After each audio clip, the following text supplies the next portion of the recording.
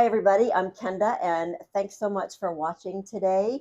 I have been doing a series with my friends and clients, Tim and Melissa, and you've already fallen in love with Melissa. I know you have. Now you're going to fall in love with Tim, and you're going to know why he's in love with her, too. But anyway, so Tim is the person who has we talked about in previous videos, the more analytical side. He's done a lot of the analytical work. And one of the things that Tim has done a great job about, and I'm so impressed with, is managing the rentals. They decided when they bought this condo that they were going to rent it out when they were not using it, just to generate some additional income and to just offset expenses. And I think you've done a really great job of setting this up as a rental property. So can you talk a little bit about what that has meant for you and how much time that has taken? As far as the time, it's usually like maybe an hour or two a week, just Okay. going through initial setup, going through the process of setting up the property on a short-term rental site like Airbnb. That took a while. Okay. So you have to, as far as getting your pictures and how you want to present the property. But the main thing that the big learning curve for us when we first started the process was understanding the difference of owning our listing and having our property manager do the listing. Okay. Um, What's the difference? most of the property management companies down here, they want to do the listing. They'll either send it out to their private client list or they'll put it up on Airbnb. They're taking a 20% cut right off the top, Okay. which is a lot. That's a lot. Um, but if it's a turnkey thing, that's okay. But where it becomes an issue is if they create the listing on Airbnb or they create the listing on Vrbo. According to Airbnb and Vrbo, it's their listing. Okay. So if you have any type of issue with that property manager, if you want to swap them out, Ah, now you run into a problem that it's their listing. wow. So Yeah. you have to go through the process of getting them to agree to cancel a listing. Wow. Maybe they'll transfer it to you. Usually they won't out Yeah. of spite. Right. Yeah. Um, and so then now you're trying to create a new listing and go through all that process, and any history you've had is Right. gone. That's the thing. So if you had like Superhost, or if you had, Well, you wouldn't be the superhost, your property right. manager So would. if they had that status and then you take over, you're starting from scratch And again. let's say, here we've had 12, let's say 12 reviews. If that changes, if we were to lose that property manager and it went to us, which we didn't do, but if that's what happened, we would start at zero. So Yeah. now we have a zero rated Right. property and we'd be starting all over if you can get them to release the property. Exactly. Exactly. So one of the things that we did originally was I I saw that it was an issue Hmm. and I refused to be locked into that. Yes. So we made sure with our property managers that they understood that it's my listing.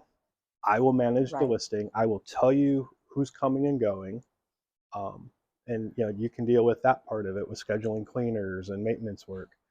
But as far as managing the listings, managing the reservations, that's me. That's you. And you said that takes you in general about an hour a Yeah, week. It probably fluctuates, it right? fluctuates, but usually I'd say because sometimes you'll get people asking before they want to book the place, like how far is it from here, and how do I get from Hmm. the airport to the condo, and Right. stuff like that. So some of it's just responding to those messages.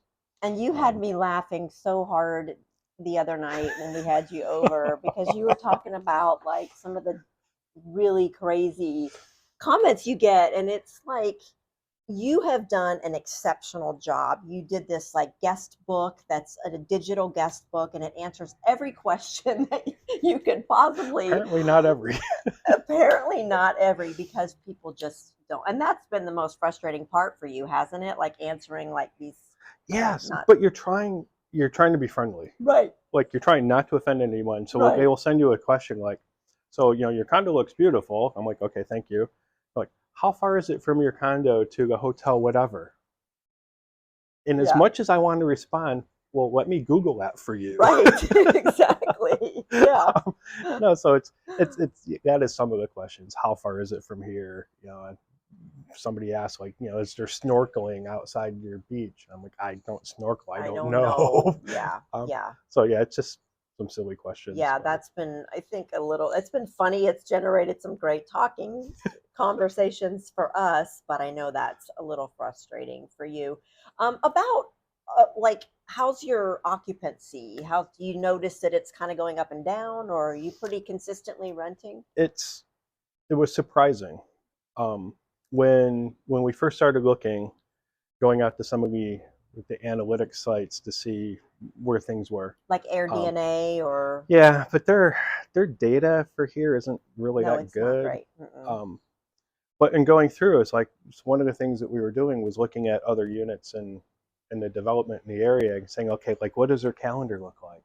Yeah, And it's really smart, Tim. we thought we'd be lucky to be somewhere around what 60-70% maybe. Um, we have been booked solid, Booked solid. solid. Yeah. Um, there'll be a couple of days during the month. Just if somebody comes on if somebody leaves on a Tuesday, somebody else may not come until Thursday. So maybe Mm-hmm. there's a day or two in between. But other than that, Booked. yeah, it's been booked. How about damage to your unit? Has that been a problem for you guys? Um, not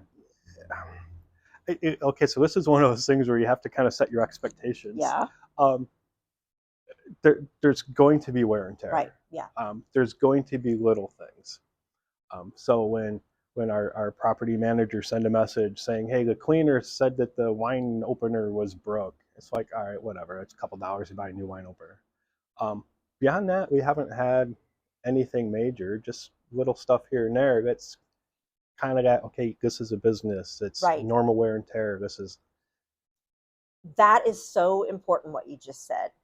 That is so key because this is your home and you love it and you have emotion regarding the home and your things and you've made this beautiful place and you have great memories. But when you're not here and you're renting it out, you have to remove that emotion and make it a business. well, and there's some things that yes, there's some things that you have to consider. Like, are there things in the unit that I would update and maybe do things a little bit different? Absolutely. Yeah. Will I do it while I'm still While I'm renting it? renting, no. Yeah, right. So yeah, definitely. Yeah, absolutely. And so when you guys plan your trips down here, how do you just have to block that time off or what do you do? We did, and that is one frustration really with renting is we're booked through the end of May. Already. So, Yeah. and then we already have reservations going on in the fall Uh-huh. and next year, and so it's having a plan ahead, saying, okay, we want to be there this week in February, Mhm. so we need to block it off. Had we not blocked off this week, it'd be full. Yeah. And if you don't plan ahead, if you don't rent, you can just come and go as you please. When you Yes. rent, that is the thing. So, all right. Well, thank you so much, Tim. I really appreciate you talking to us about the rental. If we have any other questions, please feel free to reach out to me and I can hopefully answer them. And please come back tomorrow. Make sure you subscribe and like the channel and come back tomorrow and we'll talk a little bit more about the buying process in Cabo.